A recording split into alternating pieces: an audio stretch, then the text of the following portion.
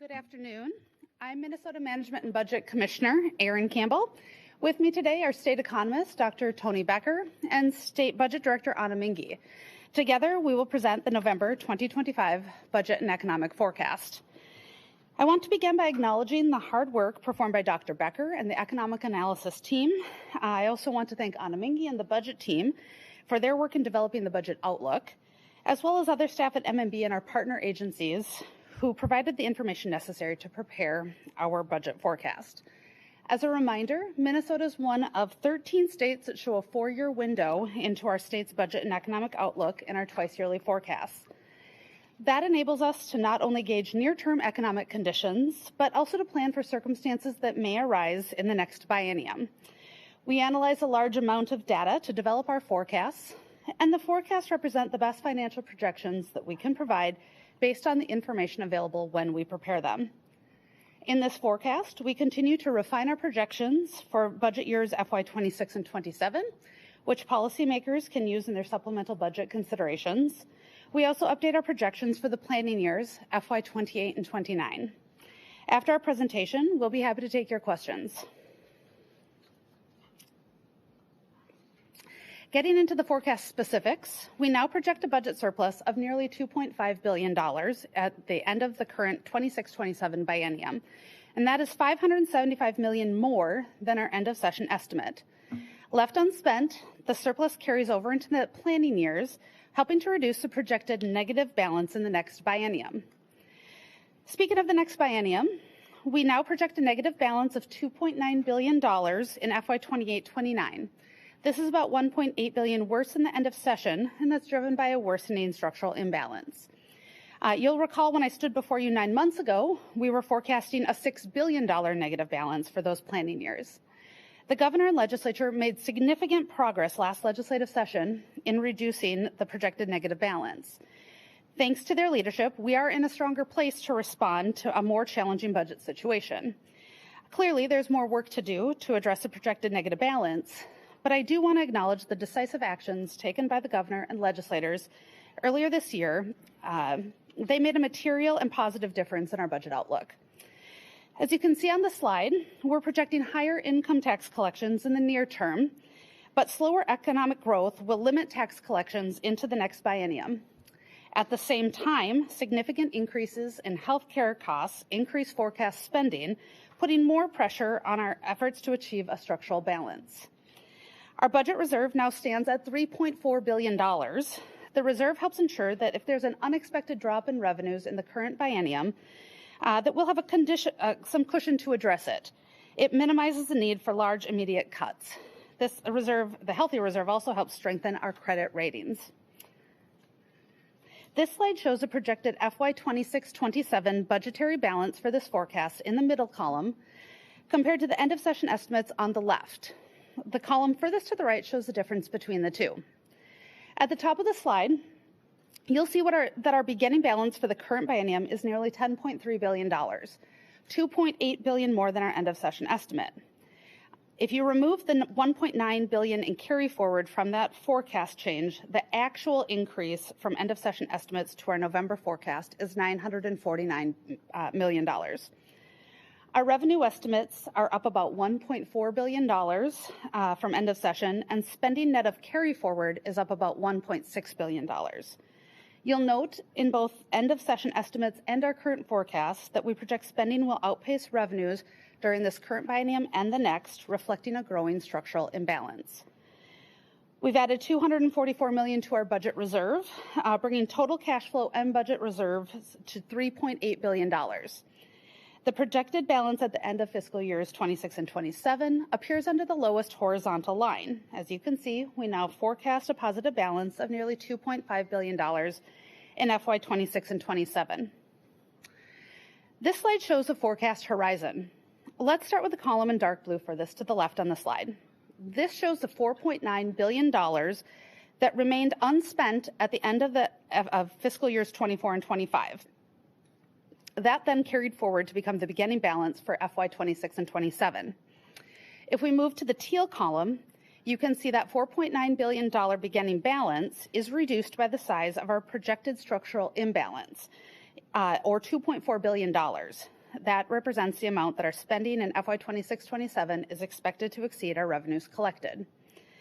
When we move to the dark blue middle column, you can see what we project to have left at the end of the current biennium after we've subtracted the projected structural imbalance. The remainder, $2.5 billion, will carry over to the start of FY 28-29. Moving to the column on the right, we see in yellow what happens when we subtract the projected structural imbalance in FY 28 and 29, which now totals $4.5 billion, plus the $935 million in discretionary inflation, and we take that off of the $2.5 billion beginning balance. We end up with what you see on the far right, a projected negative balance of nearly $3 billion in the planning biennium. If we were to not count discretionary inflation, which as a reminder, legislators are not required to budget for, we'd have a projected negative balance of slightly over $2 billion. Constitutionally and statutorily, Minnesota is required to enact a balanced budget for the current biennium, and we just did that, and clearly we've got a projected positive balance. But as you can see, spending decisions made this legislative session will have impacts on the planning years where we anticipate still significant but manageable challenges. The legislature can address those challenges by continuing the work undertaken last legislative session to bring projected spending more in line with anticipated resources. With that, I'd like to invite State Economist Dr. Becker to the podium to cover the economic and revenue outlook.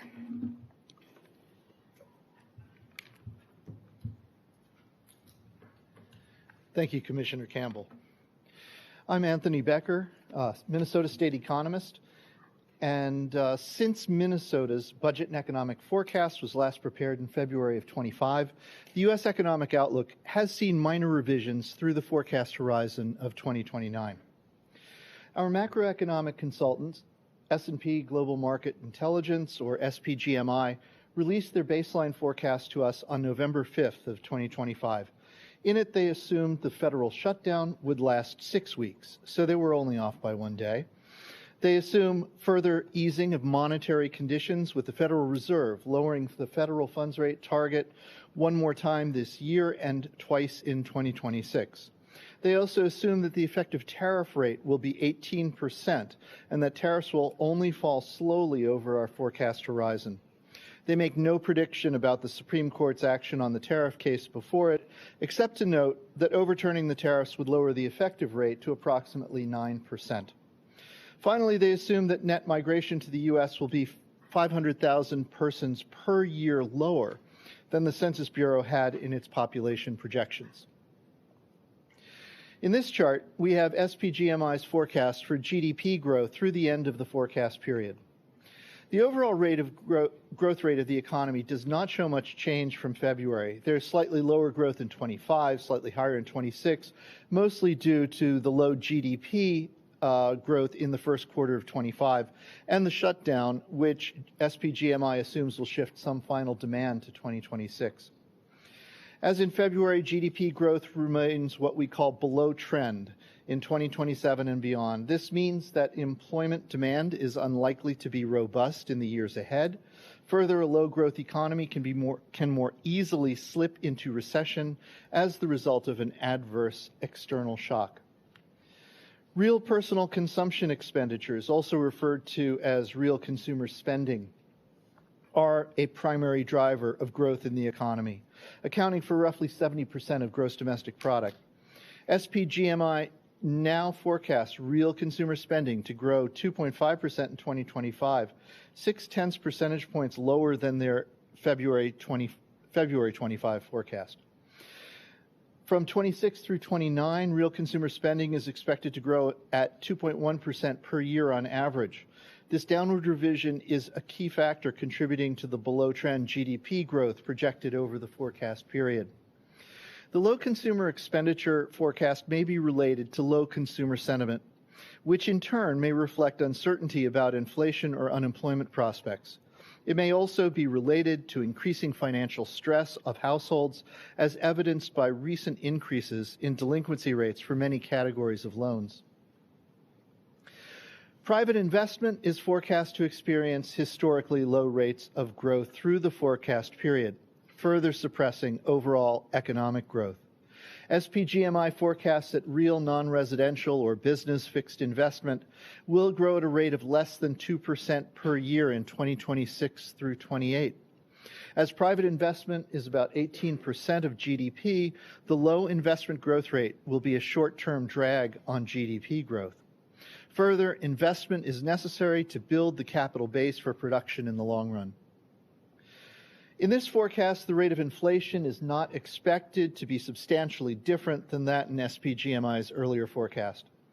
They now project CPI inflation will remain close to 3% through 2026, before falling below 2.6% in 27 through the end of the forecast period. SPGMI forecasts a roughly 12% downward correction in the S&P 500. With the market peaking in the fourth quarter of 2025 and declining through late 2028, when a gradual recovery is expected to begin. The accompanying graph compares the current forecast for the S&P 500 to the February 25 forecast. Many macroeconomic forecasters have been expecting a correction in equity markets for years, a correction that has yet to materialize. Equity markets present both upside and downside risks to this forecast. Households in the top quintile of income distribution hold a high proportion of the equities held by all U.S. households, and they account for over 1/3 of personal consumption expenditure. A downward correction in equity markets could cause outsized changes in personal consumption. Alternatively, continued growth in equity values could continue to support consumption and so present a possible upside risk as well. After a robust expansion in payroll employment following the COVID pandemic, recent job growth has slowed markedly. And SPGMI's forecast is for continued low rates of job creation through the forecast horizon. They forecast employment growth in 2025 will average 125,000 jobs per month. However, beyond 2025, employment growth is forecasted to slow significantly to roughly 35,000 jobs per month through the end of the forecast period. The lower level of projected job growth in this forecast reflects the changing demographics of the U.S. potential labor force, caused by an aging population and lower birth rates. Demographics, coupled with lower projected levels of immigration, further constrain potential employment growth. With only moderate growth in Minnesota employment expected in this forecast, increases in wage and salary income per worker will be the primary driver of growth in total wage and salary disbursements through the forecast horizon, rather than increases in the number of workers driving it. The lower forecast for wages per worker reflects revision in underlying variables and lower observed wage growth since February. Nonetheless, we still expect nominal wage growth will exceed the rate of inflation in Minnesota, which will raise real wages per worker and workers' purchasing power. Now to go to forecast risks. First and foremost among the risks to this forecast are the policy uncertainties at the federal level, especially regarding trade, tariffs, and immigration. Numerous trade deals have been announced, but few details have been made official, creating uncertainty about the nature, scope, and durability of the agreements. Trade uncertainty may induce businesses and consumers to take on less debt, suppressing both private investment and some forms of consumer spending. The administration's immigration policies also produce forecast risk through potential to create labor shortages in business sectors dependent on immigration for new workers. Disruptions from federal agency closures and contract suspensions and the effects of the recent shutdown create fiscal risks, as Congress may or may not restore funding and the administration may or may not reverse some cuts. The recent federal shutdown disrupted the usual collection and dissemination of federal statistical data, particularly economic data published by the Labor and Commerce Departments, including data on employment and labor, GDP and national income accounts, and price indices. The missing data due to the shutdown also clouds our picture of both inflation and labor market conditions, making it more difficult for us to assess the reasonableness of SPGMI's monetary policy assumptions. Equity markets, as I've already mentioned, present both upside and downside risks. And as always, There are 20 months remaining until the end of the current biennium, and it is difficult to forecast macroeconomic conditions with great precision more than a year and a half ahead. Moving to the revenue forecast. The first two columns of the table show the November forecast for the current biennium and the change compared to the end of session forecast. The second set of columns shows the November forecast for the next biennium and the change since end of session. Total revenues for the next biennium are now forecast to be $66.3 billion, 2.2% more than at end of session. Higher forecasts for individual income tax and other revenue more than offset slightly lower forecasts for sales and corporate taxes. We're now projecting individual income tax receipts to be 4.6% more than we projected earlier. This increase is mostly driven by a higher estimate for tax year 2024 liability and is consistent with the higher than forecast income tax payments and lower refunds for tax year 24, which we detailed in our July 2025 revenue and economic update. We estimate tax year 24 income tax liability is higher largely because capital gains, interest, and dividend income grew more than we previously assumed they would. Much of the higher tax liability carries forward into tax years 25 and 26, increasing the revenue forecast for the current biennium. Sales tax revenue is now forecast to be 2.1% less than in the current biennium than in our prior estimate. Our decreased forecast in gross sales tax receipts reflects weaker than expected collections since end of session and a lower forecast for consumer spending on goods and services subject to the sales tax. The corporate franchise tax is forecast to generate $6.2 billion, or about 1% less revenue than we forecast at end of session. As we've reported in our monthly updates, corporate tax receipts are running well below our end of session estimates due to lower estimated payments and from lower underlying tax year 25 liability. Corporations may be responding to recent changes in federal tax law, but nonetheless, because Minnesota is not an automatically complying state, we expect some of this shortfall to be offset by higher final payments in the spring of 2026. Other revenues are now forecasted to generate $9.7 billion, or 3.4% more than we previously forecast, primarily due to an increase forecast for investment income, the return the state earns on its cash balances, including the budget reserve. At this point, I will turn the presentation over to the State Budget Director, Ahna Minge.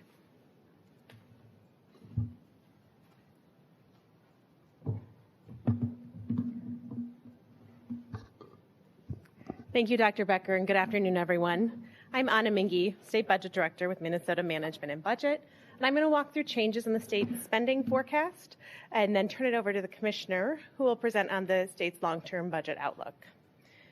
So the slide in front of you today shows anticipated spending changes in the general fund in the current biennium, which is 26-27, as well as the upcoming planning years of 2028 and 29. If you look at the very bottom, you can see that total spending in the current biennium is projected to reach $70.3 billion, a $3.4 billion increase relative to end of session, and the planning estimates have increased by $1.9 billion. However, when we isolate true changes in state program spending, the increases, though significant, are smaller. After adjusting for carry forward and discretionary inflation, forecast spending, if you look at the baseline spending line, is $1.6 billion, which is 2.3% higher in the current biennium, and $1.7 billion, or 2.6% higher in the planning estimates. Let me walk you through the table to describe what's driving this change. So the first line, E12 education, is $115 million higher in the first biennium and $288 million higher in the second, compared to where we were at the end of session. These increases are primarily driven by higher projected spending for special education. We have seen in recent months districts spending additional money to provide special education services due to both increases in pupils as well as higher costs for staff salaries and benefits. The next line, Health and Human Services spending, is about $1.4 billion higher than previous estimates in the current biennium and the next. This is clearly the largest change from previous forecasts on the spending side, and about 90% of it is due to changes in the state's medical assistance program. I'll talk about those changes in greater detail in a following slide, but let's just walk through the rest of the changes here first. So you can see property tax aids and credits spending is also above previous estimates by $84 million in the first biennium and $116 million in the planning years. This is driven by higher property tax refunds. The next line, debt service on state-issued bonds, is below previous estimates, primarily as a result of a smaller than anticipated bond sale and lower interest rates than we had projected in that bond sale. Historically, our spending forecasts have assumed that the legislature would authorize a bonding bill in each year of the forecast horizon. This is the first forecast that no longer holds an assumption about future bonding authorizations. The 2025 legislature clarified that MMB should not make an assumption about future bonding bills, and this resulted in budget savings that were tracked at the end of session.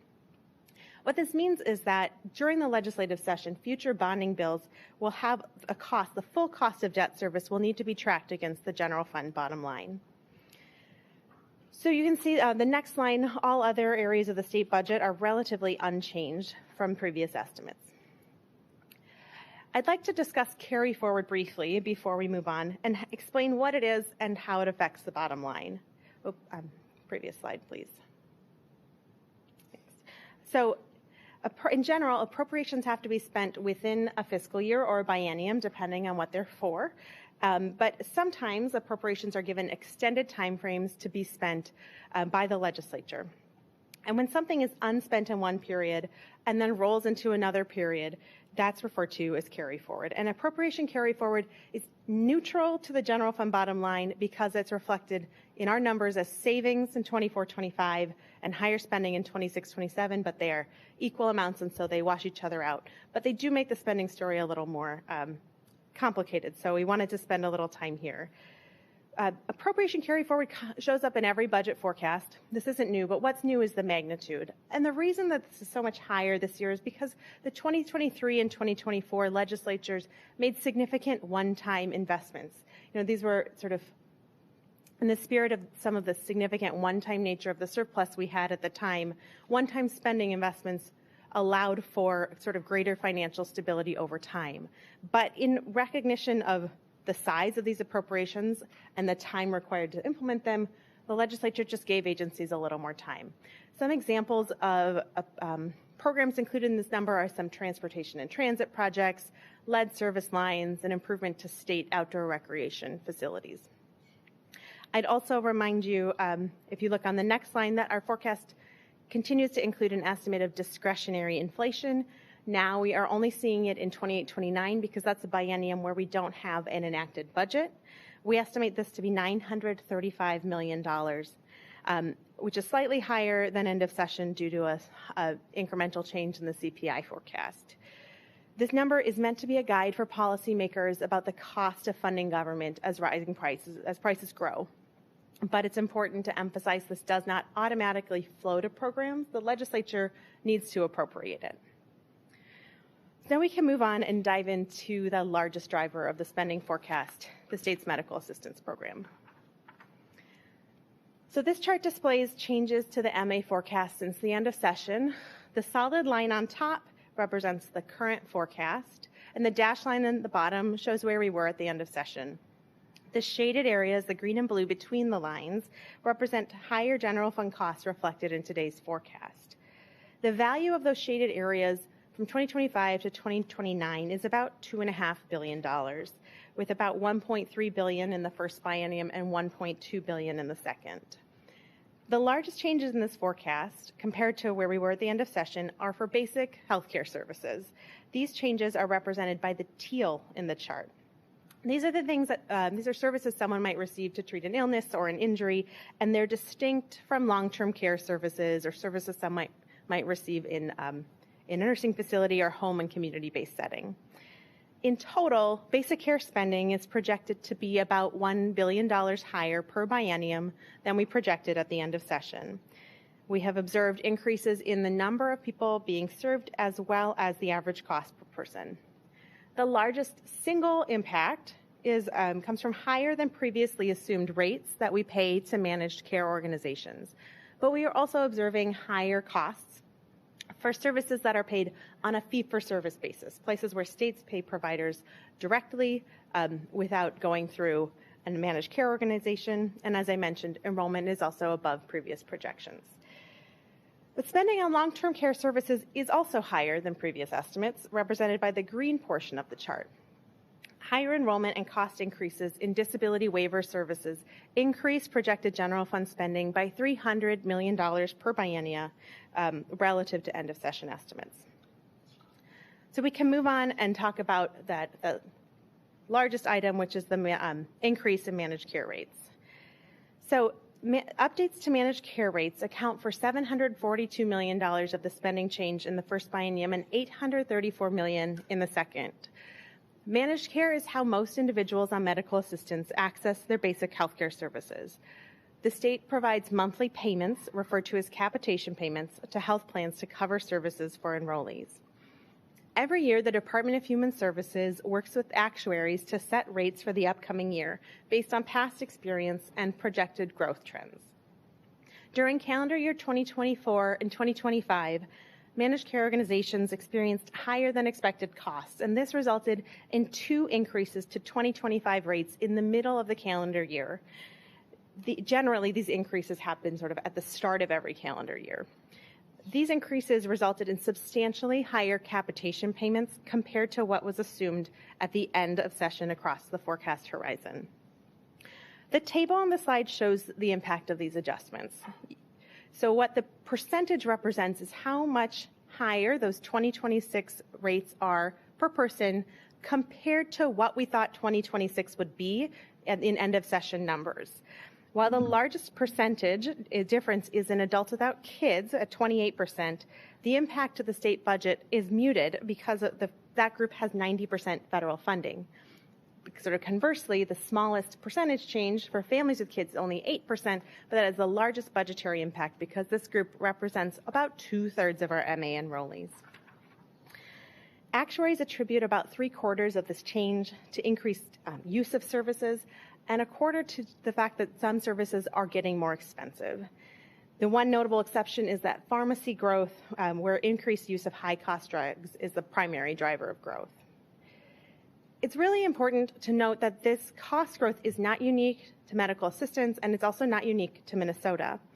Within Minnesota, individual marketplace plans are growing on average 22% from 2025 to 2026, and the state employee health plan is experiencing a 17% increase from 2025 to 2026.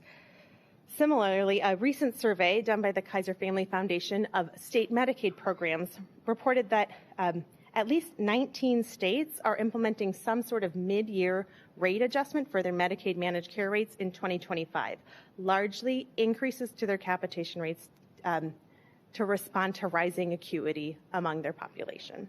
So these changes are clearly a significant part of the budget story. And with that, I'm going to turn it over to Commissioner Campbell to present our budget outlook.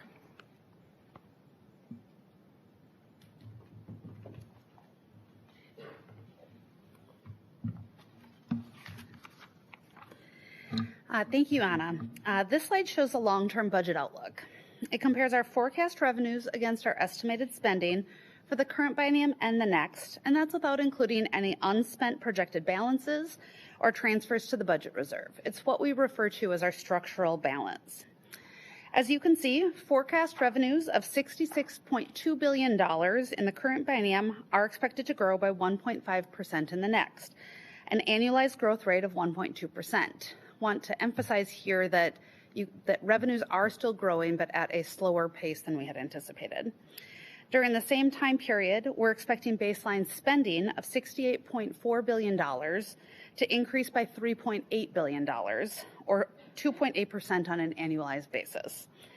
If you were to include appropriation carry forward and discretionary inflation, total spending would be projected to grow 2.1% on average annually.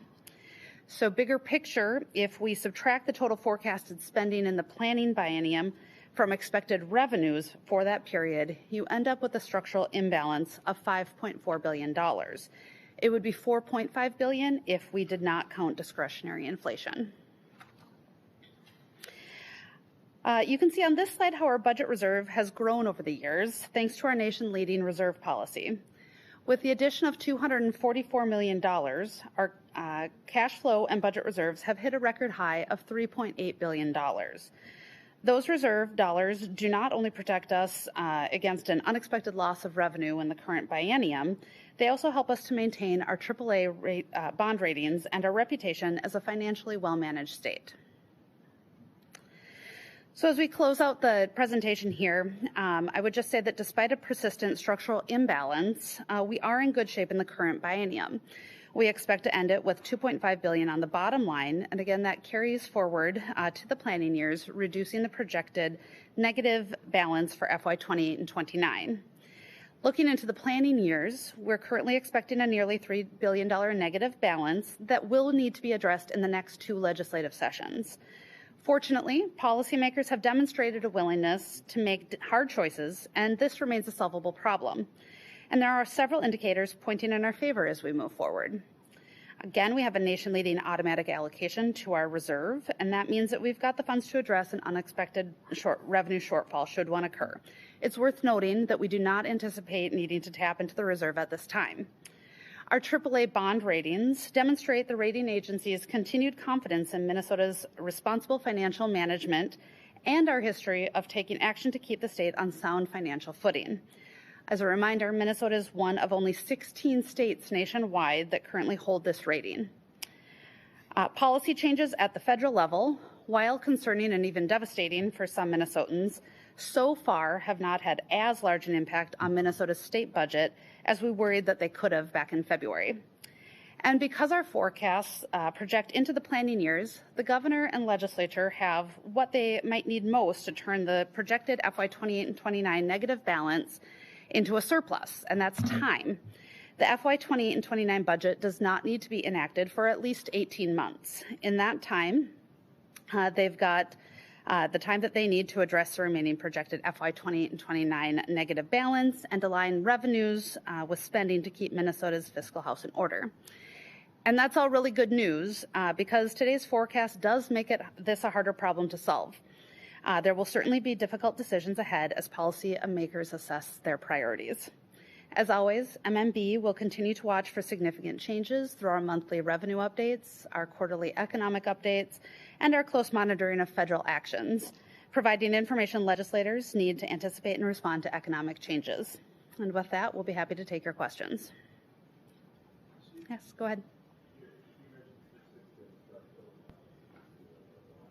Can you speak up a little? Mm-hmm.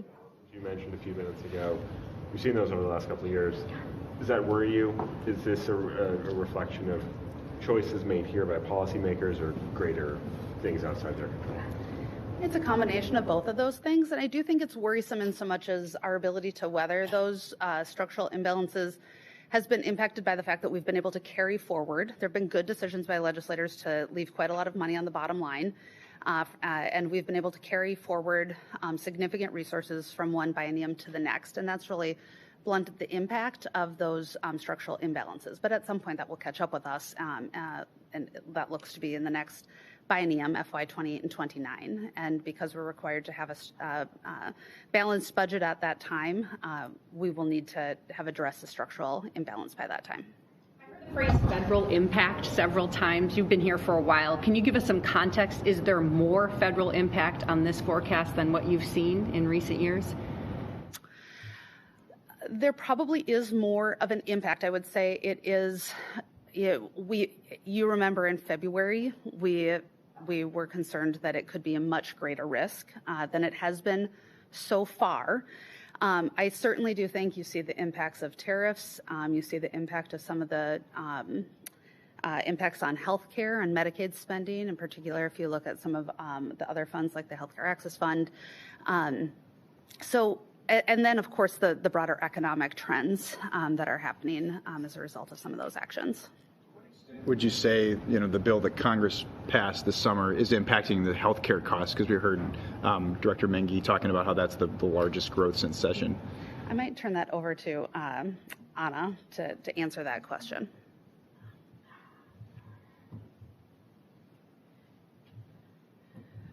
So the question is, to what extent did the H.R. 1, the Federal Reconciliation Bill, impact the healthcare costs that we've talked about today?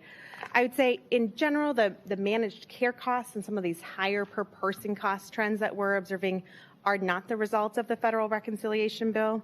However, there are some other changes, particularly around eligibility and retroactive coverage, that have contributed to those some of the incremental costs in the basic care space, and we can follow up with the exact numbers, but it's a relatively small portion of the change we saw today. A follow-up question to that. Could you speak a little bit more to why managed care costs are higher than expected? Yep. So managed care costs are higher than expected. So in general, when DHS is working with actuaries to set their rates for the coming year, they're using, if you think about 2025, they had the data from 2023 and then part of the year of 2024. But they don't have complete data because you're always working a little bit ahead and there's always a little bit of a lag. And what we saw is that costs in 2024 and early 2025 far exceeded what actuaries projected. In general, about 3/4 of the growth that we saw is due to higher utilization of services, and about 1/4 is due to some of the services being higher cost. In one space in particular, pharmacy costs are driven by increased use of high-cost drugs. When you say high-cost drugs, do you mean like GLP-1s? And then is there a kinds of care? When you say increased requests for care, like is it surgeries, is it cancer, is it other things that is driving it? We don't know. So with the kinds of drugs, GLP-1s are certainly a large part of the story, but I don't think that they are the entirety of the story. I know we talked about GLP-1s, in previous forecasts specifically. With the specific, some of the places where we're seeing some of the highest utilization changes are things like outpatient hospital and professional services, which is sort of like physician visits and other sorts of professional services.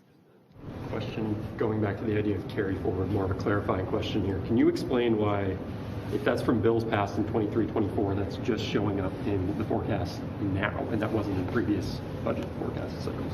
It's a great question. So carry forward was in all of our previous estimates, but in previous forecasts, it was spending in 24-25. And then if you dig into our numbers, you'll see 24-25 shows $1.859 billion in savings from not spending that, and then that shows up of $1.859 billion in spending. So they totally offset each other. They're just showing up in different years.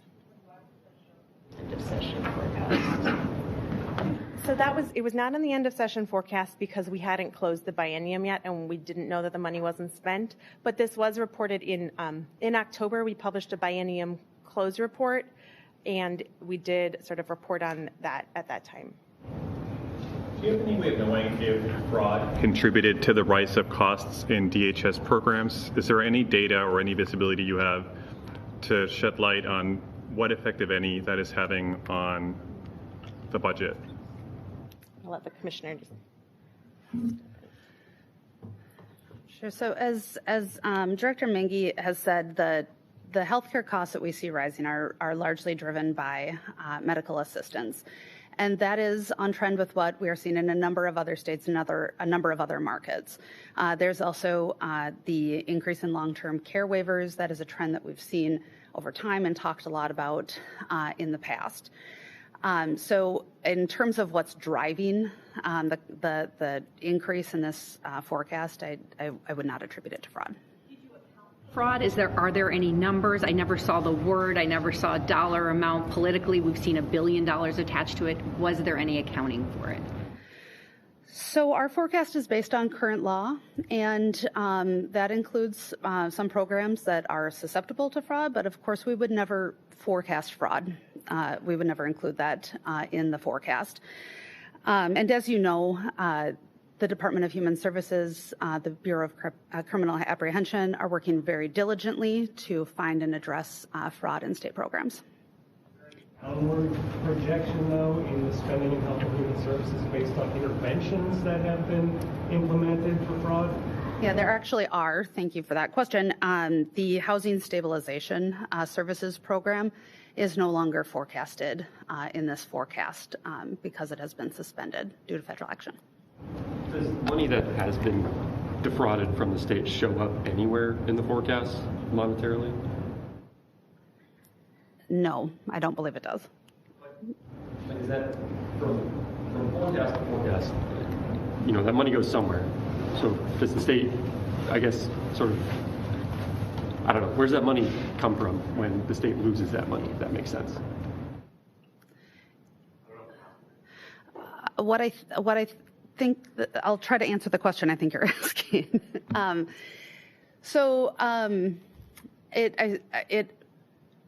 To the extent that it's driving spending increases, it would show up in the increased spending in forecasts. So is it just being accounted for as spending, not specifically as a line item of fraud? Correct. But just to be clear, spending forecasts are dependent on previous spending, some of which is fraudulent. And that is, you guys aren't there's no you're not able to parse out which part is forecasted from fraudulent spending in the past. Is that how? Yeah, we would. So this is a current law forecast. It is inclusive of all current state law programs and based on spending trends. Ahna might know if there are any corrections that take place, which I think is what you're asking about. We've seen included some fraud. Just the housing stabilization services. Current investigations into other disability services, that would not show up showing yet. up. Okay. Can you explain how you guys project cannabis tax revenue, especially I'm thinking about the hemp-derived tax revenue potentially going away next year? I know I can't, but perhaps Director Minge can.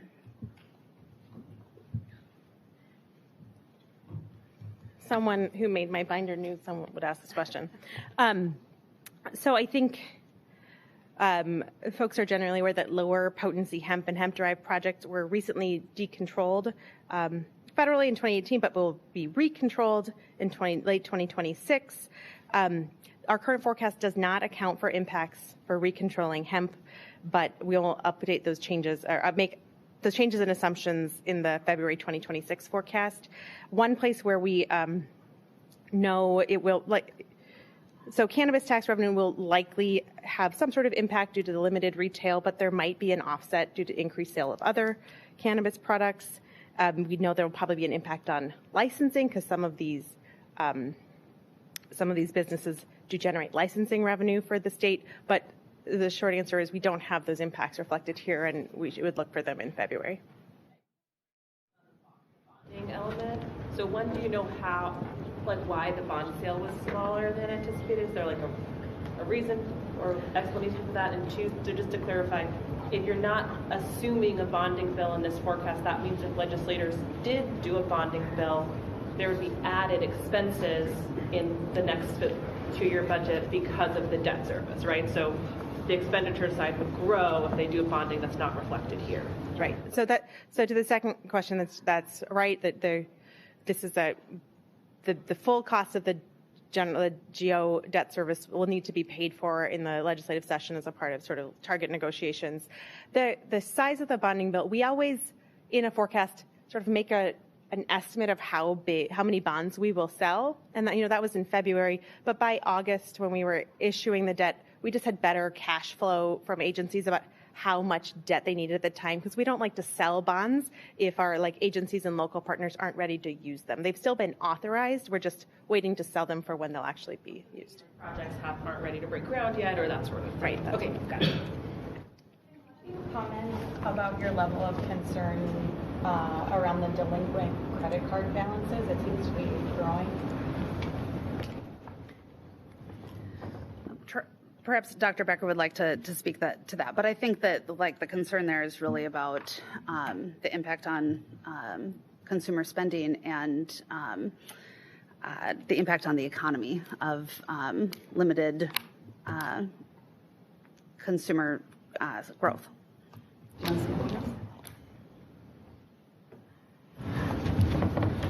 Yes, I'll echo what the commissioner said. The delinquency rates are a concern insofar as higher delinquency rates might cause consumers to pull back on expenditures, which would have an effect on the state's economy in general, possibly on sales tax revenue as well. But I'd also like to point out that while delinquency rates on credit cards and some other loans have gone up recently, we're nowhere near the levels we saw during the Great Recession. And so it's something that bears watching, but I don't think it's reached the point of real concern right now. But certainly we'll keep an eye on it. Thank you.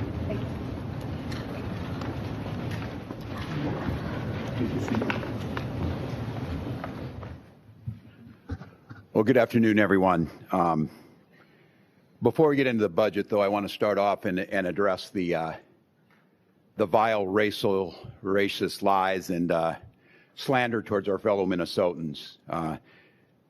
Donald Trump's calling our Somali neighbors garbage and the state of Minnesota a hellhole is, I'm assuming, is unprecedented for a United States president. We've got little children going to school today who their president called them garbage. This shouldn't be that difficult of trying to conflate. Look, we see it here. You commit crimes, you go to jail. Doesn't matter what your race is, what your ethnicity, religion. But demonizing the entire group of people by their race and their ethnicity, a very group of people who contribute to the vitality, economic, cultural of this state, is something I was hoping we'd never have to see. This is on top of all of the other vile comments. So let's be very clear. This should be easy to differentiate. You should very easily be able to say, we need to continue to work together. If there's crime, whether it's white, black, who cares, but to be able to condemn this. So I would just be very clear on this. Anyone in this state, especially elected officials, who are unable to condemn this vile attack on our neighbors in our state, you are complicit in it. And it will not stand in Minnesota. So I tell our Somali neighbors, I tell our Hmong neighbors, I tell all of our neighbors in Minnesota, you're respected, you're valued. We're proud of this state that ranks near the top in almost every single category. And I will tell you, the only thing that's hurting this state, as he so falsely claimed to a group of people, is Donald Trump himself. So with that, I want to thank MMB. Commissioner, thank you. Budget Director Minge, Dr. Becker, thank you for that. Today, despite a worsening economy nationally, as you've seen, and because of the destabilization of the economy, the tariffs, and a lot of other things going on, Minnesota's financial position is better than when we came last time. We have recognized challenges remain out over the next 4 years, but we've grown the surplus. We have historic rainy day funds, and economic indicators still show growth here outpacing the national average. This is due in a large part to responsible budgeting. Over the last 7 years, but the last one was a tough one. I put out a very difficult budget last year. I think as you see the numbers that came up on here, we would have been better served if we would have fully enacted that budget in the cuts that I proposed that were far greater than we were seeing coming out of the legislature, but we compromised and we got it done. And now Minnesota sets in a position, as I said, rainy day funds that are historic, a budget surplus this year, protection of the very programs that we care deeply about, and we can do it again, a plan to come together. But we're facing heavy headwinds. You saw it here and you hear it from our folks. Uncertainty we're seeing comes as no surprise to any person in this state. It's no surprise to anybody who's looked at their projected health care bills coming up. It's no surprise to anybody who's gone out and shopped for groceries. It's no surprise to any farmer who has seen lost markets, or any farmer who knows that bankruptcies have doubled since January in the ag economy. It's no surprise that $40 billion sent to Argentina would have certainly been better spent here on our markets with our folks. It's no surprise to teachers trying to figure out how to make do, especially around special ed, with the destruction of the Department of Education. Or any county administrator that now absorbs the bills from the big, beautiful bill that is now being pushed onto them. The president has created chaos in our economy. He sat in the Oval Office and told you, and if we listened to him and budgeted, here's what he said.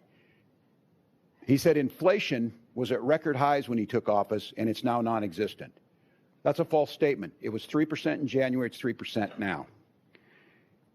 He told us that drug prices have come down minimum of 500%.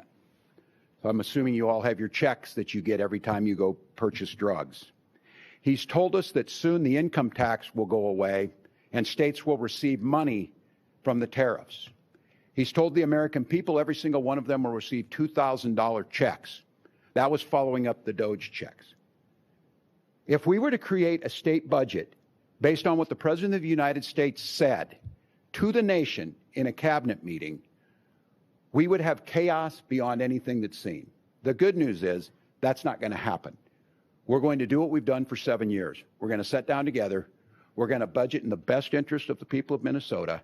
We are going to invest in the things that make Minnesota rank first in quality of life for our children, near the top in health care. All of the things that we measure by while making sure we have long-term fiscal stability. So last year, we made smart, thoughtful decisions, and there were cuts. I'm not going to tell anybody that those were not painful. The growth, especially in the disability waivers, was outpacing where we're at. We made those tough decisions, and that's what puts us in a better place where we were. But as I said last year, that was just the first step. I think over the next coming months, you will see us put out a budget very early into the next year before the session starts that will look very similar, I'm anticipating, to what we were able to do last year. That puts us in a solid position. So look, the uncertainty that's being reflected, the chaos that's coming out of Washington, the things that are happening there, we can't control that. But in Minnesota, we can control the ability to do what we do every single year, create good, solid budgets based on factual data. We're glad to report them. We will continue to try and make government more efficient. We will continue to take and tackle the issue of fraud, of people defrauding the people of Minnesota and the state of Minnesota. We know now that those programs have been paused. We have an independent auditor from the outside. We've enacted new powers that we have to stop payments and to be able to make sure that that snapshot of what's there is. The people who did it will go to prison. And as previous governors have dealt with fraud, my goal is to make sure that those going forward have much better tools, much more safeguards around programs to be clear that improve people's lives, that help, whether it's children with autism, whether it's childcare, whether it's housing, whether it's food, nutrition. And those things are absolutely paramount. But I want to be very clear. You can do that without being racist and vile and putting people at risk. You can do that by acknowledging where there's tools to be done and do so accordingly. You can do that without canceling programs that improve people's lives because a few people took advantage of the system. So I'm grateful to the professionals that helped make this happen. I'm grateful to the legislature that we were able to work together. And now we're going to have some acknowledgments that the federal government's not going to help us. The chaos is going to continue. We need to budget to protect Minnesotans as we had. And as I said, we're setting in a stronger place because we've done that. With that, I'll take a few questions. Governor, yeah, Tom. We were told that the budget forecast does not account for fraud in any specific way. Should there be a better effort made to quantify the amount of money lost to fraud? We're doing it every day, Tom. I said we've got third-party auditors out there. We've shut these programs down for 90 days. We will have the first clear picture, I would argue, in Minnesota history exactly what the extent of this was. Certainly this is bigger on the scale where it happened, but we've seen these cases before, Medicaid fraud and other things. So I think it's really important to know where that's at. In a lot of these cases, it was federal dollars with a small matching from the state. But we will know, we will account for that. And I think, as you see, I'm very proud of this. I think our budgeting going over the horizon, being one of 16 states at AAA bond rated because of fiscal responsibility, putting in inflation, I think this suggestion of what we do going forward, is that just another safeguard to ensure we have the best budgeting?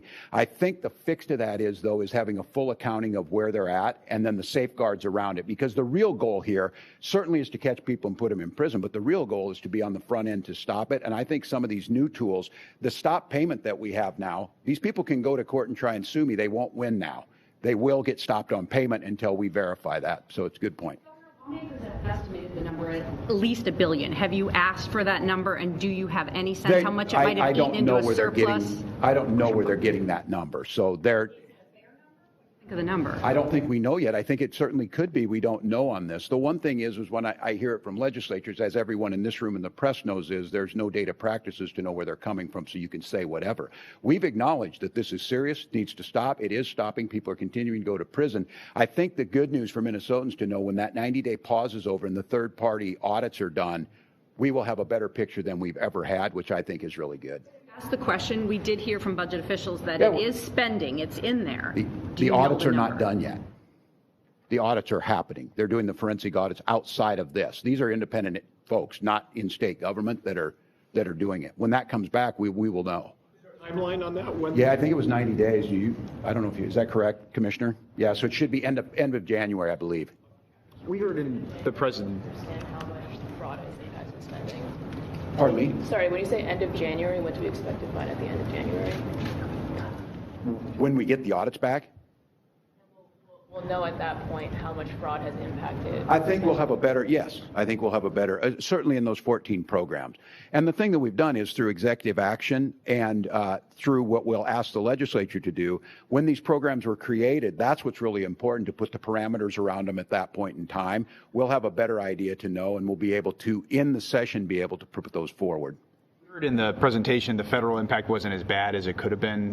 Do you have a plan to address the rising healthcare costs and the long-term care stuff that's made the deficit? Yeah, I think it's a good question. And look, let's be very clear on this. The answer was we don't know yet.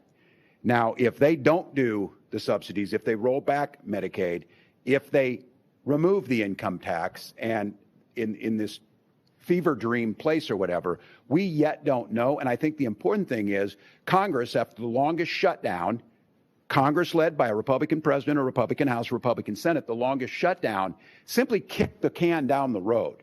So those negative impacts I think you're seeing in this, and as you heard from Dr. Becker, those impacts are still yet to be seen, hard to measure. But in answer to your question, we did not go as deeply as I felt we needed to in my budget, and this is one where all of you can do that.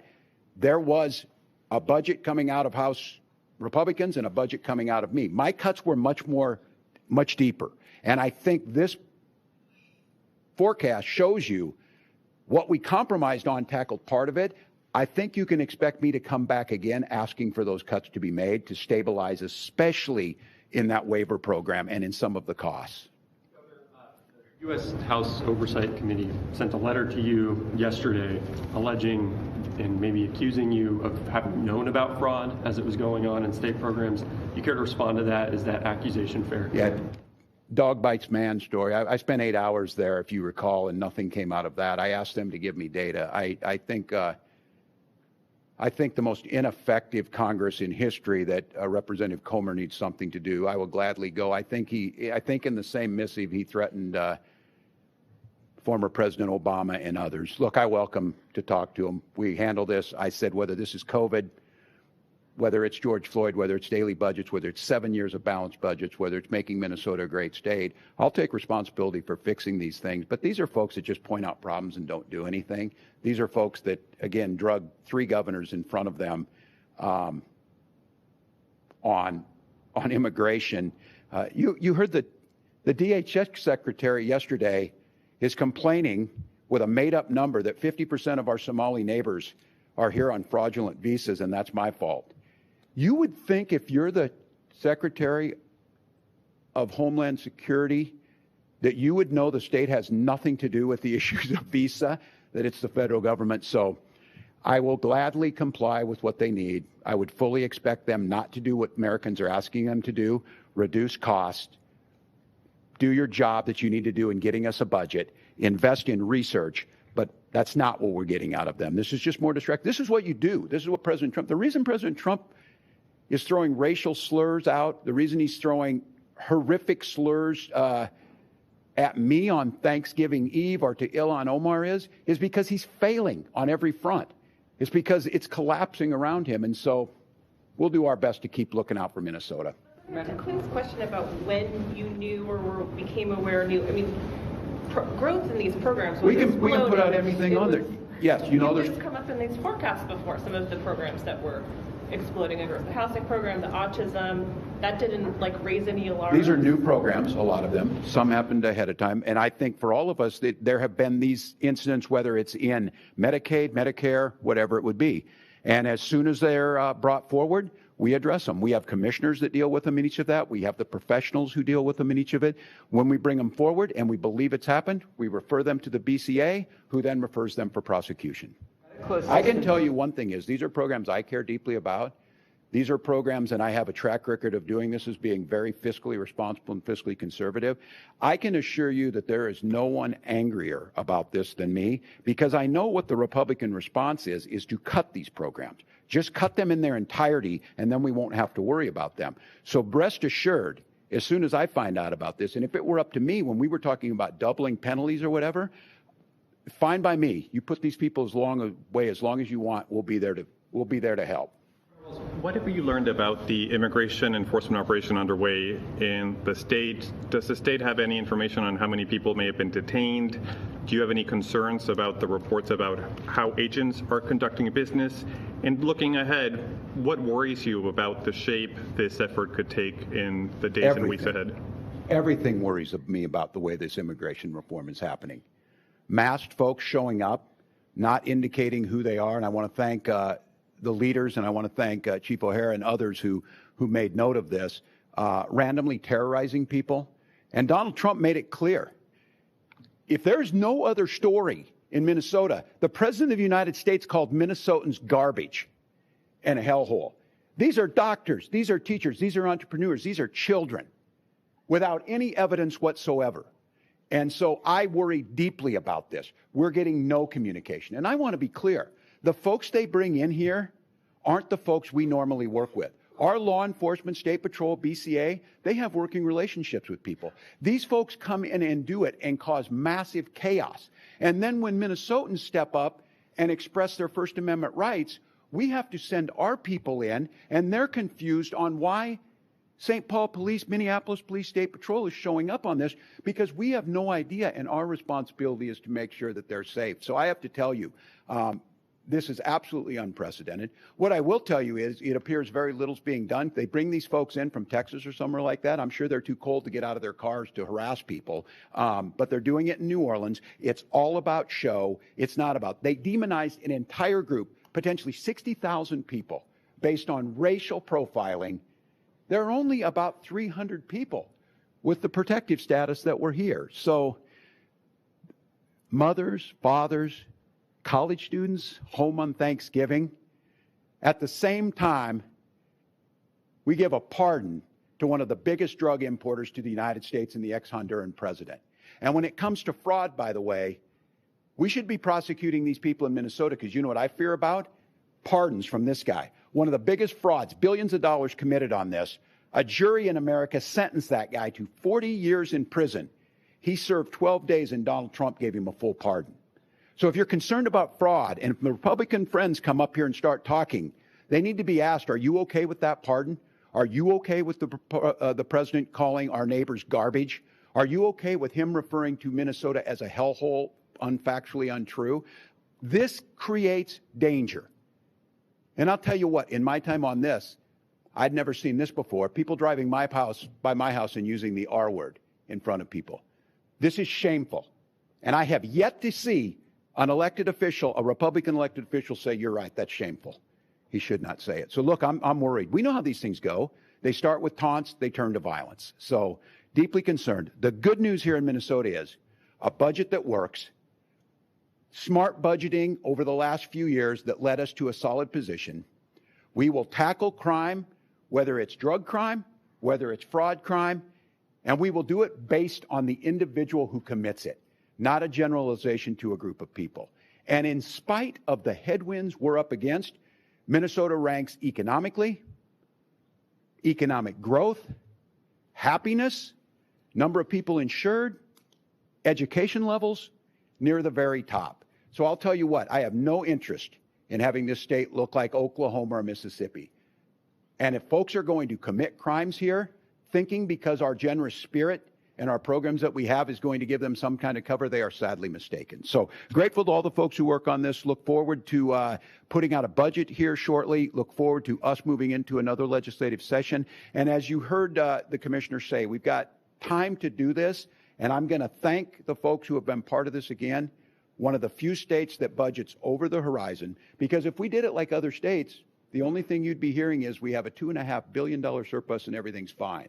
That's lazy. It's not the way to do it. So adding in inflation, going over the horizon, gives us the time to budget without disrupting people's lives or cutting the programs that really matter. So thank you all. Thank you all. Appreciate it. Thank you. Thank you, everybody. We're good? All right.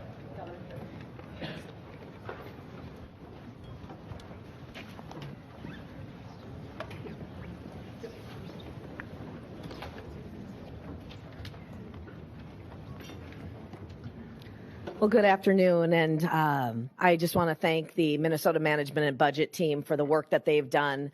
This November forecast is very important for us to get a snapshot of where we're at, and so I'm grateful for the work that they've done here for the state of Minnesota. But with this forecast, what we are actually seeing is the negative effects from those massive changes over regulation and overspending from one-party Democrat control back in 23 and 24. The projected deficit, as we've seen today, is nearly 3 times worse than what we knew and what we expected at the end of session. In 2028 and 2029, we were projected to spend $5.4 billion more than we collect in taxes. I want to repeat that again. We are projected in the years 28 and 29 to spend more than $5.4 billion more than we collect in taxes. And this is even after our Democrat colleagues raised our taxes and fees on all Minnesotans by over $10 billion last year. So over 4 years, spending is nearly $9.5 billion more than revenue. What that demonstrates to Minnesotans is we don't have a revenue problem. We have a spending problem here in the state. We did last year do a great job of cutting state spending in last session, but our forecast, as we've seen, does show that there's a lot more work to do. And again, I want to thank MMB staff for pointing out that had we not, as legislative leaders, along with the governor, fought for spending cuts last session, the deficit would have been nearly 50% more than what it shows today. Last year, Governor Walz blamed increases in social service spending as the main driver of the deficit that was created. But we now know that much of that increase was the result of fraud. It's been pointed out that healthcare costs have increased, and that actually deserves a serious look to whether that increase is because of fraud. We've seen scandal after scandal after scandal of fraud in our social service programs on the current administration's watch. If fraud had been taken seriously, instead of dismissing the concerns and ignoring massive overruns in spending, that deficit would have been less than a third of what it is now. And likewise, if Democrats had budgeted responsibly back in 23 when we had an $18 billion surplus, instead of spending all of that and growing our government by another 40% without putting in those safeguards, we wouldn't be in this position that we're in today. We are, as it has been said by the governor, a very generous state. That doesn't mean, though, that we should sit back and turn a blind eye to when people are taking advantage of Minnesota generosity. It can't be allowed to be taken advantage of anymore. So the bottom line here is supported by this forecast information is that we have, again, both a spending problem and a fraud problem. And we will be addressing it when we return to session on February 17th. With that, I'm going to turn it over to Leader Niska for additional comments. Thank you, Speaker Demuth. And we will take questions, and we are going to talk about the state budget. That might be a little different from the previous comments we heard from the governor. What we heard from the governor is really an emblematic of the problem that Minnesota is in. We have long-term continued deficits because of bad policy from Minnesota and continued attempts to deflect from that bad policy by talking about federal policy that has nothing to do with the problems that we have to deal with in Minnesota. We're seeing reduced growth in our state economy because of the explosion in the size and scope of state government, and we're seeing increased cost at the local government level and the school district level because of the mandates that Democrats have forced on local governments and on all employers. Those are the long-term problems that we have to deal with. We need pro-growth economic policies, and we need to bring the size and scope, and most importantly, the fraud in state government under control. What we saw instead of that from the governor was someone who wants to talk about everything other than his failed policies, and in fact wants to show, again, the real reason we've gotten into this huge fraud problem in the first place. This administration, led by this governor, is more concerned about who they're offending than about actually protecting our tax dollars. And that is wrong. That's embarrassing. The governor should be embarrassed. The entire administration needs to take accountability for the problems that they have created. Those are the big long-term budget problems we have to deal with: economic growth and fraud. We heard nothing about that from the governor. Instead, we heard mostly about federal policy issues that are relevant to a job he ran for and didn't get, but not relevant to the job that he is supposed to be doing for the people of Minnesota right now. And that's a shame. To jump from spending an $18 billion surplus, raising taxes, new mandates, billions of dollars in fraud, to try to blame that all on Trump requires staggering mental gymnastics. And I should certainly hope that the people of Minnesota are tired of it and are ready to see through it. And that's what this budget forecast and the comments we heard from the governor with no questions really shows about where we're at. Hopefully, we can get a change in leadership on that front. And now I'm going to turn it over to Senator Pratt. Well, thank you. I'm Eric Pratt. I represent Senate District 54, which is most of Scott County, and I'm the Republican lead on the Senate Finance Committee. The billions in tax increases that were implemented by the trifecta aren't enough to keep up with the out-of-control spending and fraud that we've seen from this governor and from the legislative Democrats. Look, tax collections are up. 66 billion, 67 billion, 67. Spending is up. Thank you for somebody who laughed. Spending is up, and we're still have a structural spending problem. We are still spending $2.1 billion more this biennium and $4.5 billion more next biennium. You know, I was kind of surprised to hear the governor talk about his budget because he was more interested in cutting disability services than he was rooting out and stopping fraud. And had we implemented his budget, we would have pushed billions down to our counties that would have resulted in the largest property tax increase in state history. And so the question I have is, how does higher taxes and higher spending make it more affordable for Minnesota families? And I'm happy to answer any questions along with my colleagues. Thanks. Do you have a plan for addressing the two big drivers that MMB mentioned, you know, the continuing issue over long-term care and then health care costs?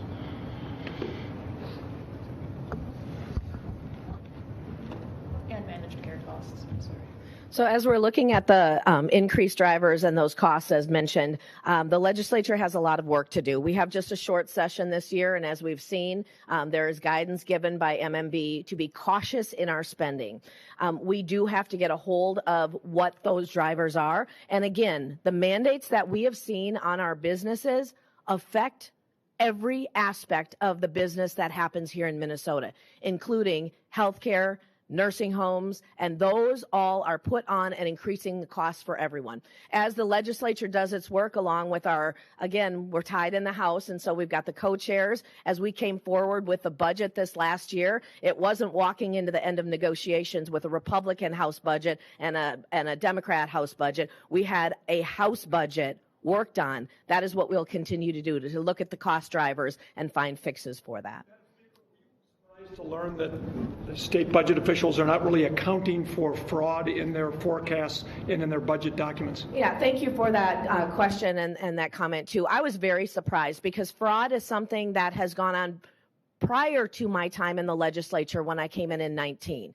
But as we have been raising those red flags over and over and over, it seemed to go just really ignored except for the last year and a half. So the fact that that has not been accounted for, what we know, the U.S. Assistant Attorney had said there is over $1 billion in fraud in the state of Minnesota.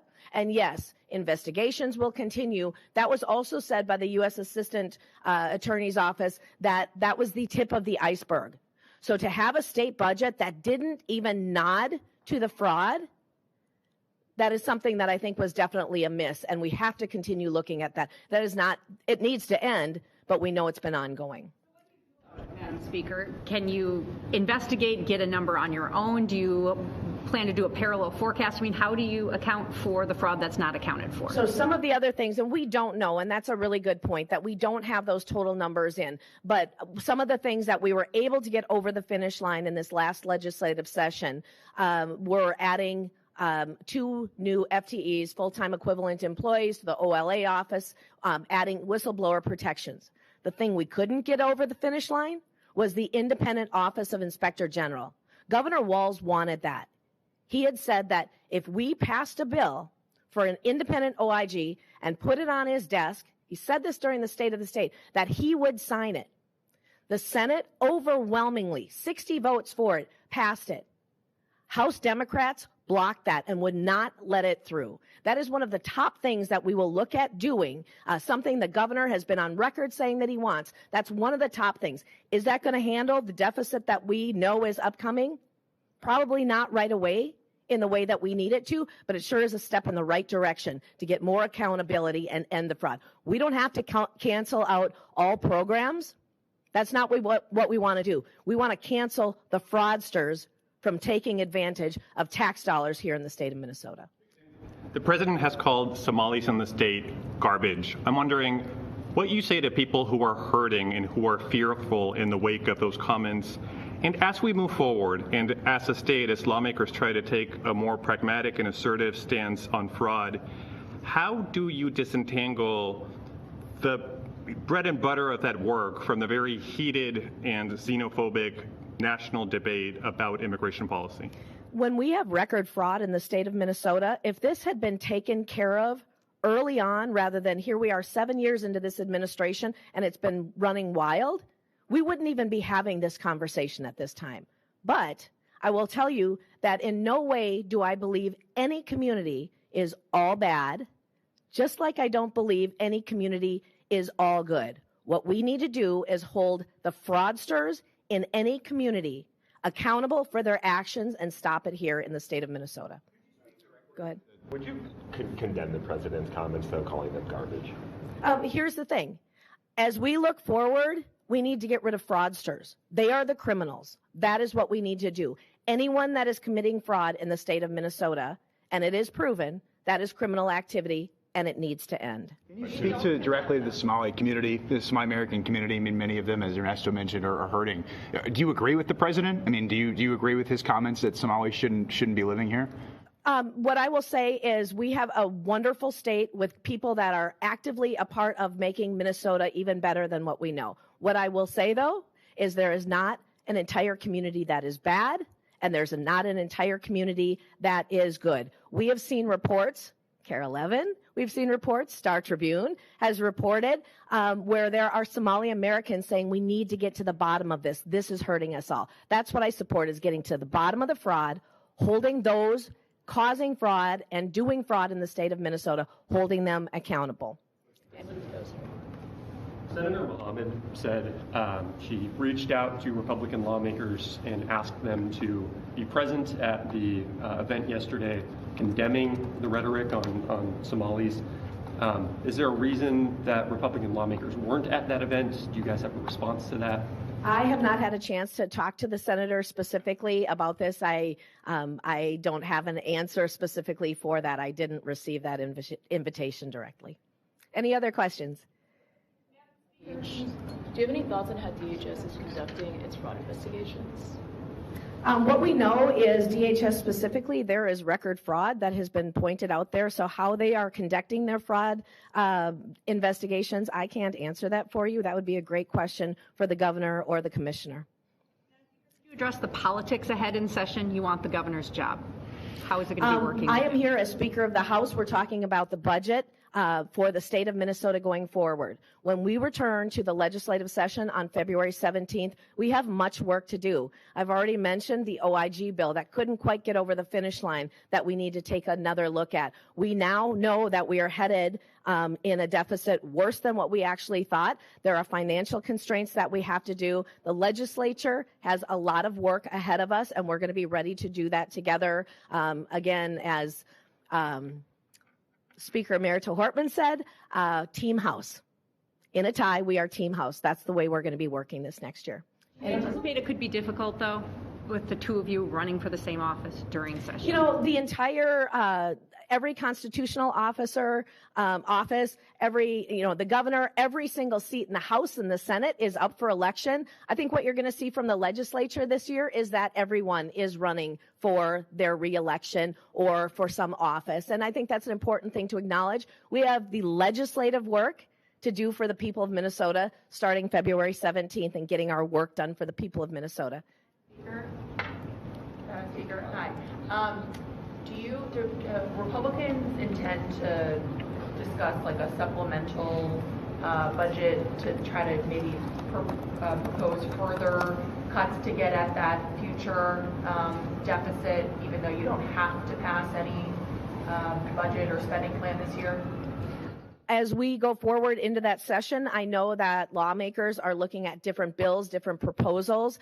In the House with the tie, we have co-chairs. And as you remember, before anything can move in those committees, we have the ability for our Democrat co-chairs to preside over a meeting, and then the next one goes to Republicans. We alternate that way. But in order for anything to pass, it has to be bipartisan. So that work has been going forward. It will continue throughout the legislative session. Make sure I'm understanding correctly the interplay between the budget numbers and the forecast and some of the fraudulent spending that we've seen or that may come up. Because the programs that are being targeted that we know about, aren't those largely programs like Medicaid reimbursements? There's like federal money passing through, and the state is implementing it, obviously. There are some costs for the state. But isn't some of this federal funds that's being...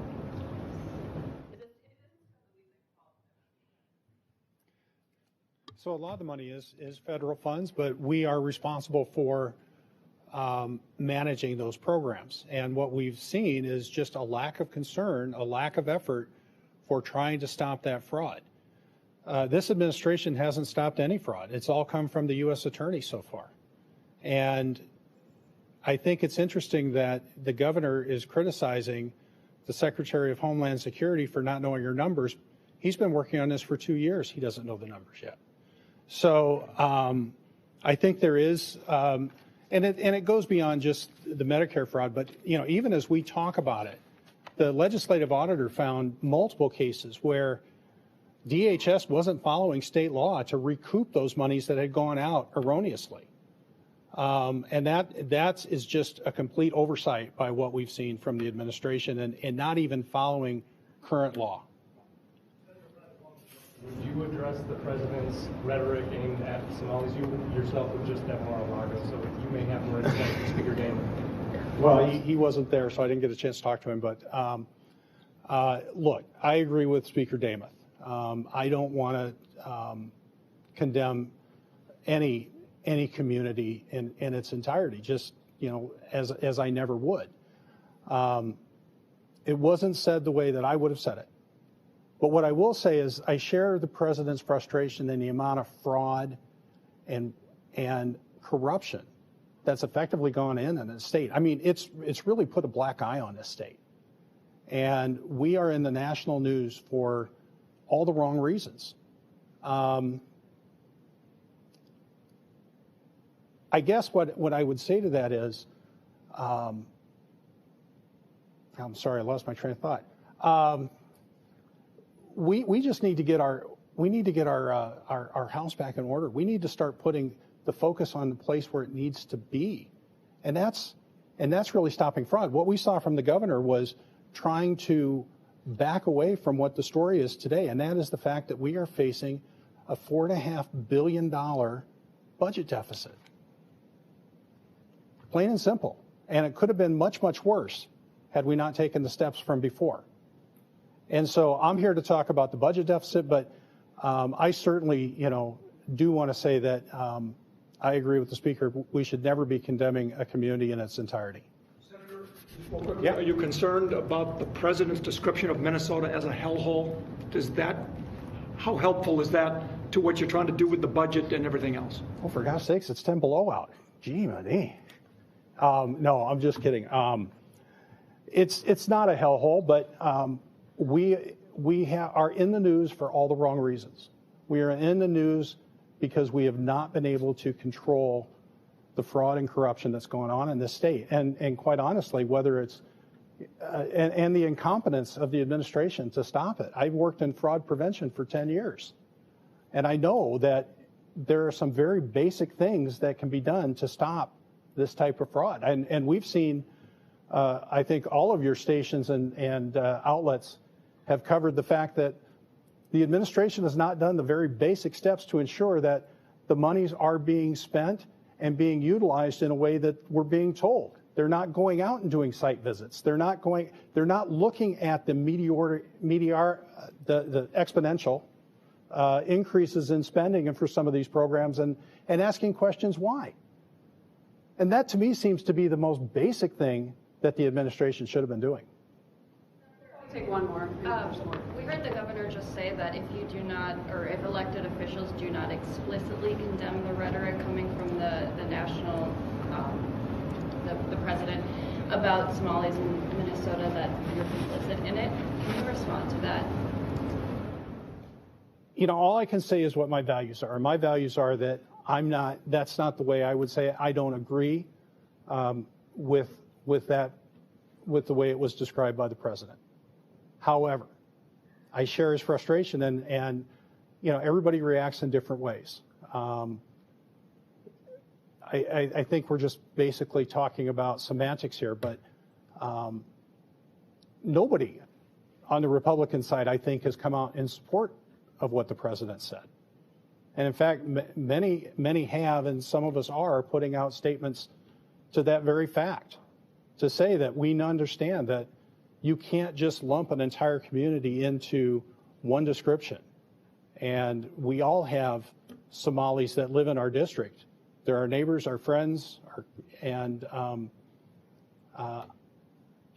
that's how we work down in Scott County, and that's how I expect to work going forward.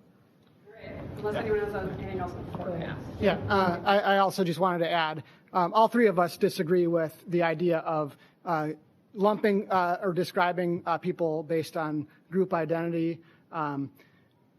What the president probably got more wrong, though, is that the unique problem of Minnesota isn't immigrants or refugees. Every state has immigrants and refugees. The reason Minnesota has a unique fraud problem is because we have a uniquely incompetent administration overseeing these programs. That's the real problem. It's the incompetence and lack of leadership at the top that's caused all of this to happen. If Governor Walz and his folks had actually watched the store and prevented the fraud from happening in the first place, we wouldn't be talking about any of this. Thank you.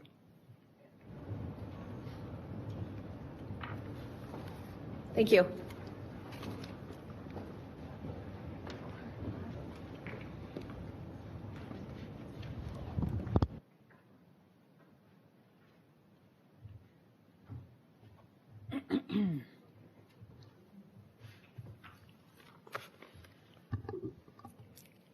Good afternoon.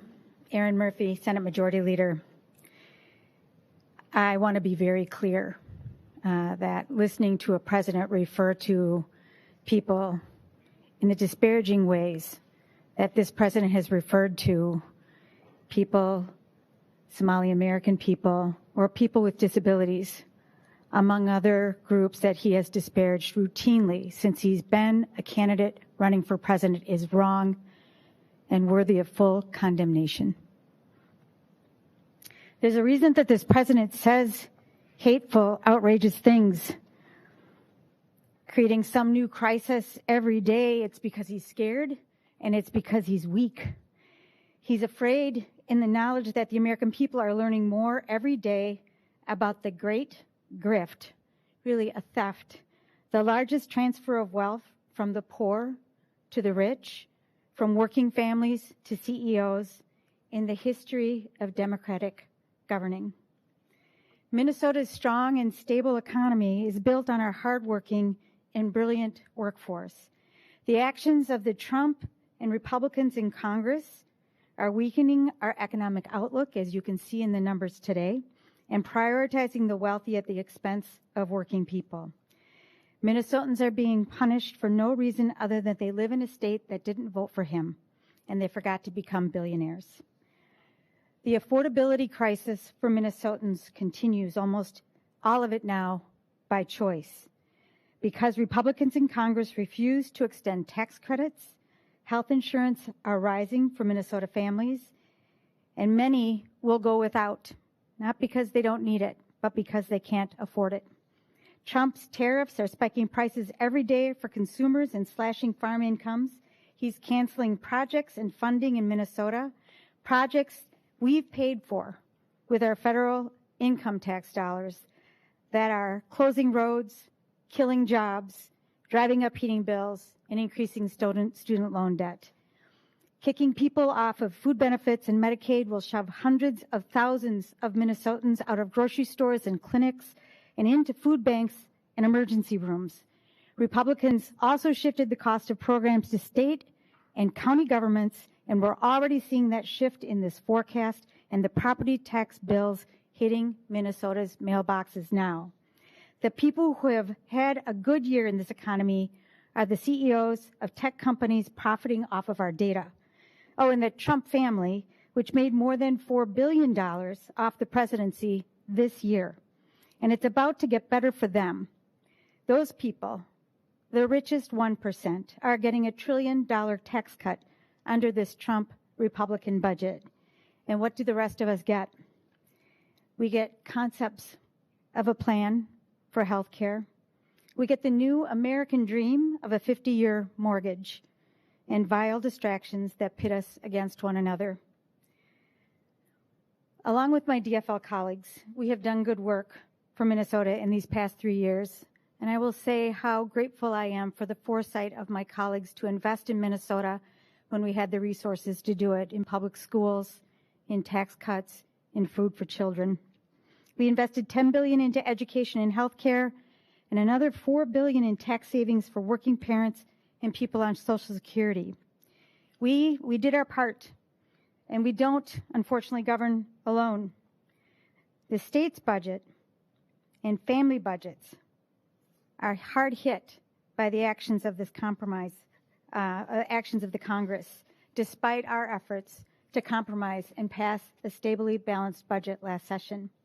Minnesotans are losing services and experiencing increasing costs to fund a Great Gatsby party for the super rich, which I think was at Mar-a-Lago, and a windfall they didn't work for and will never be able to spend. And family budgets and our state budget are bearing the brunt of those changes. Taking from working families to give to corporations, tech CEOs, and investor bros is the goal of Donald Trump and Republicans, and it is our job here to do everything we can to fight against this grift and demand Republicans who control Washington to put money and resources back into Minnesota state, communities, and households. Thank you.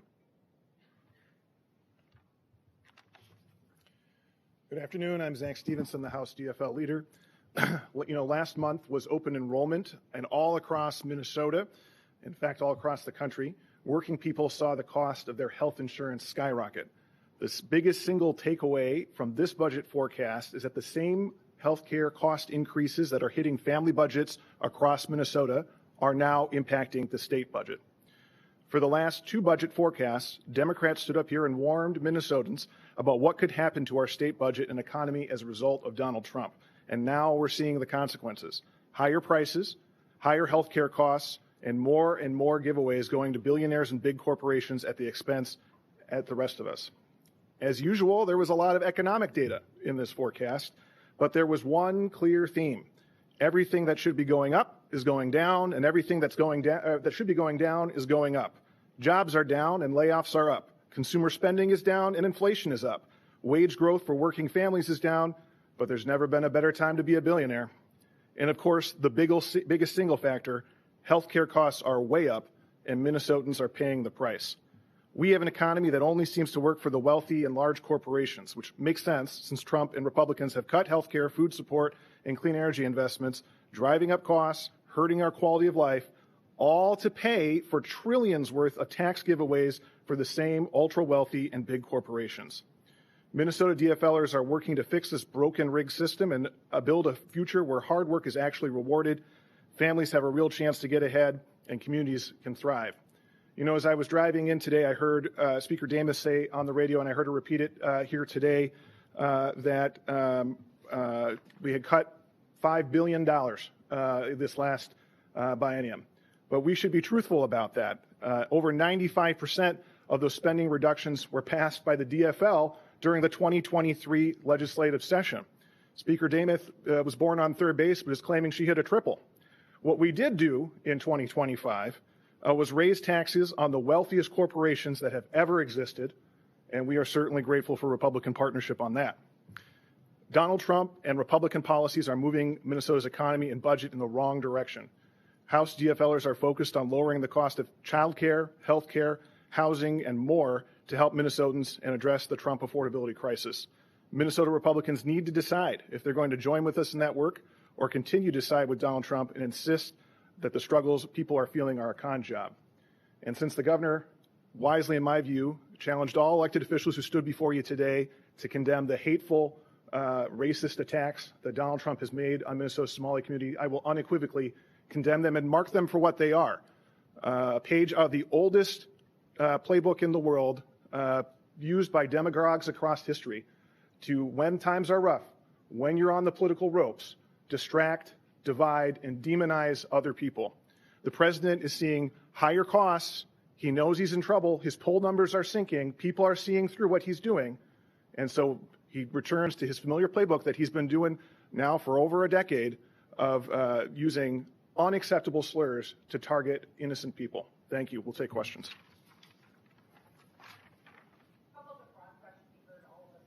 Or is fraud accounted in the budget? Should it be? What's your response to the effect the fraud could be having on the budget? Every single dollar of fraud is unacceptable. Every single dollar of fraud is a dollar that should be going to help a child with autism or a homeless person, and we are outraged by every single dollar of fraud, and we are really glad to see fraudsters going to prison. These scammy businesses that are defrauding the state of Minnesota need to be held accountable, and they are being held accountable. And with respect, I think that there was a little bit of a mischaracterization here. It's not that there isn't an accounting going on of the fraud. The forecast is not the tool to do that. The tool to account for the fraud is all of the BCA investigators that we hired last session. It's the audit that the governor ordered and that the legislature authorized that's going on right now. The fraud needs to be accounted for, and the tools are in place to do that. Just because the budget forecast isn't measuring that doesn't mean it's not happening. It is happening, and it needs to happen because Minnesotans are rightfully outraged about it, and we are outraged too. By the time you hit session, Senator Murphy could take that too. We need the audit as soon as possible. We need to know. Minnesotans deserve to know, and the governor has taken strong action to ensure that every dollar of fraud is uncovered and that the people who defraud the state of Minnesota are held accountable and sent to prison. Since we've been talking about fraud, would House DFL be interested in supporting the statewide inspector general? I know he was your caucus that opposed it last year. Listen, it has been characterized that there's been no work done on this issue, and that's really utter baloney. Before I was even in the Senate, there was work done to detect and prevent fraud.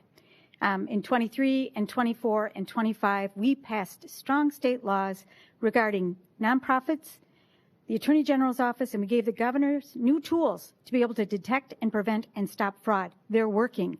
It is difficult, but they're working.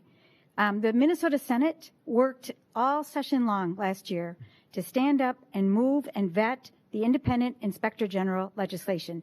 Big credit, especially to Senator Heather Gustafson. Big credit to Senator Heather Gustafson. It went over to the House and essentially died there because the Republicans had their own bill that they moved through the committees, but it hadn't been vetted or tested in the way that Senator Gustafson's bill was. And on the very last night of session, the House Republicans put Heather's bill up for a vote, Matt Norris's bill up for a vote. It had not been through a single hearing in the House. That is called cover your ass. We expect the House will take up the independent inspector general bill that Senator Gustafson, Matt Norris, and others, Democrats and Republicans together, have passed. We expect it to pass, and we want to put it on the governor's desk. We've done a lot of work. Yeah, I want to speak to that too. I agree wholeheartedly that this is a really, I think, shameless politicization of the issue. The vote that is being referenced to say that Democrats oppose this bill was taken at the very last moment on the last night of the regular session, and after a global budget agreement had been announced that did not include this proposal. House Democrats were voting consistent with the budget agreement that all leaders, including Speaker Demuth, agreed to, a budget that didn't include the OIG.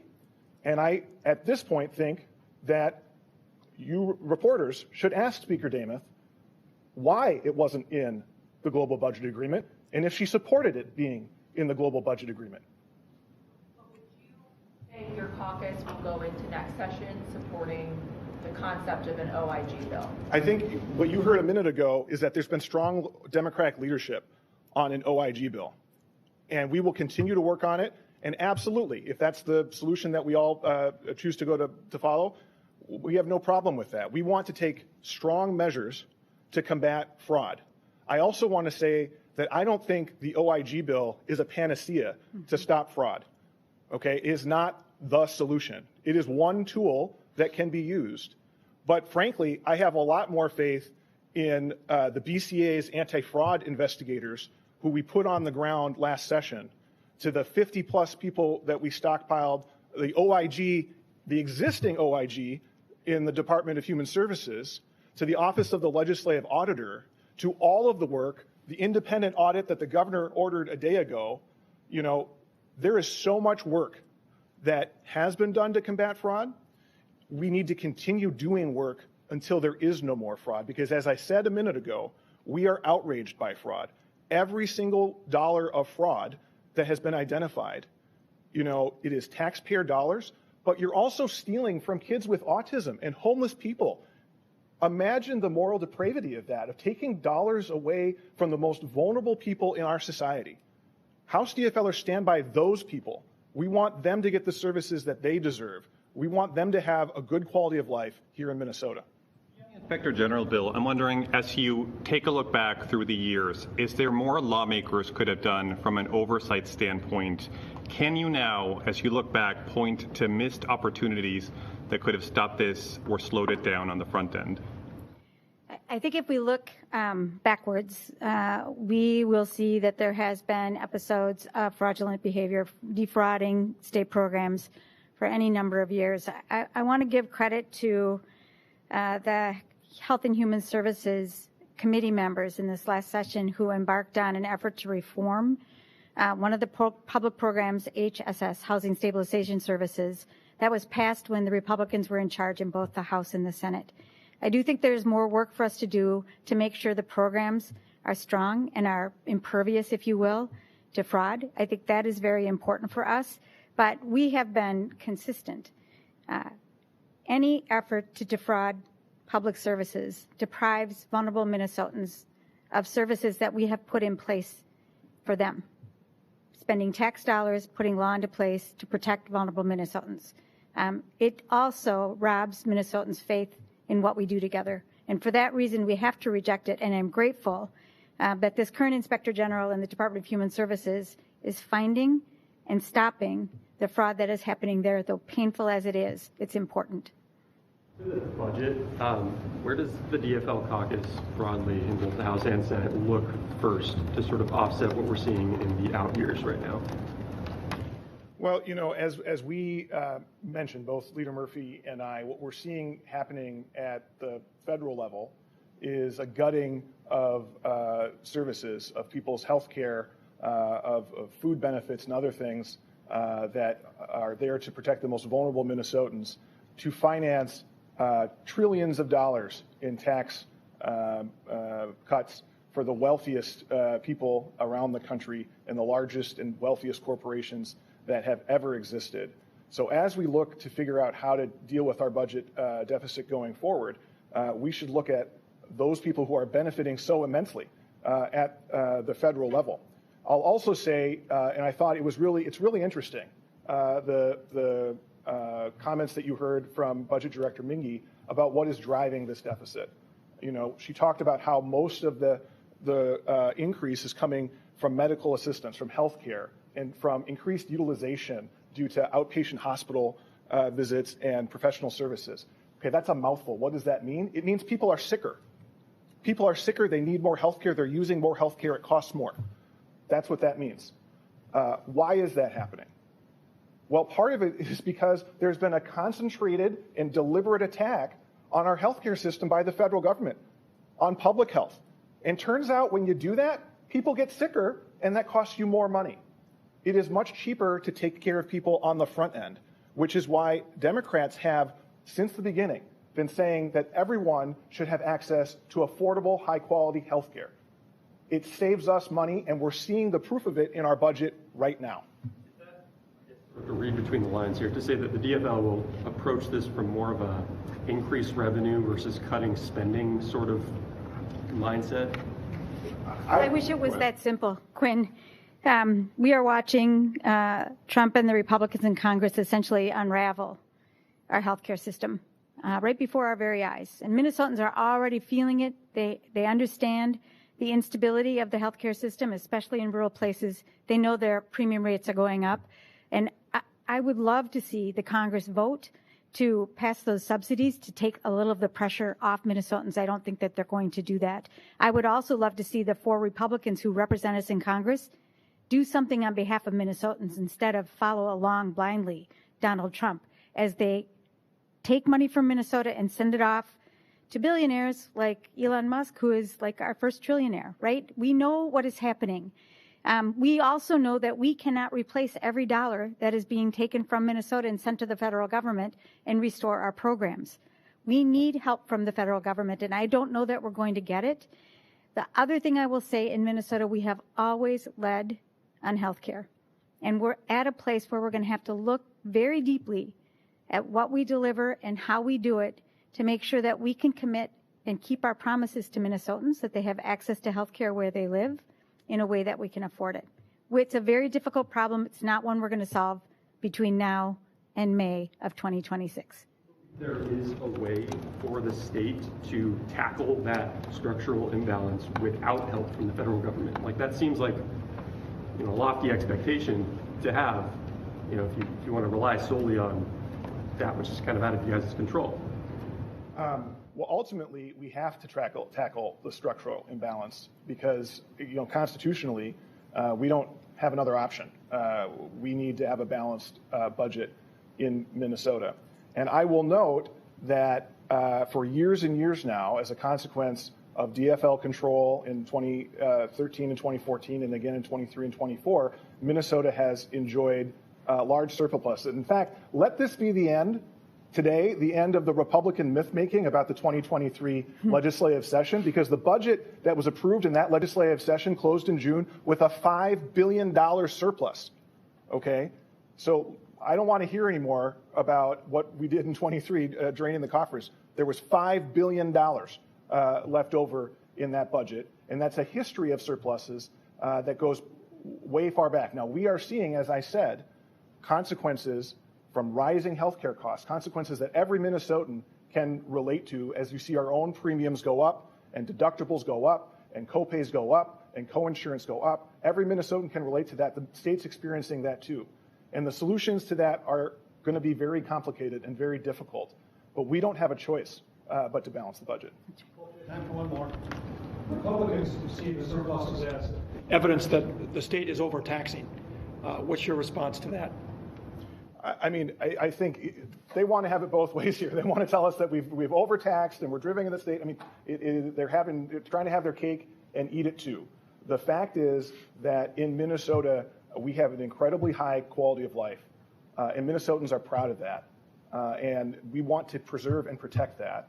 And the Republican plan is to cut the things that make Minnesota a great place to live, to give tax cuts to the wealthiest Minnesotans. And I don't think that's what the average Minnesotan wants. Thank you. Thank you.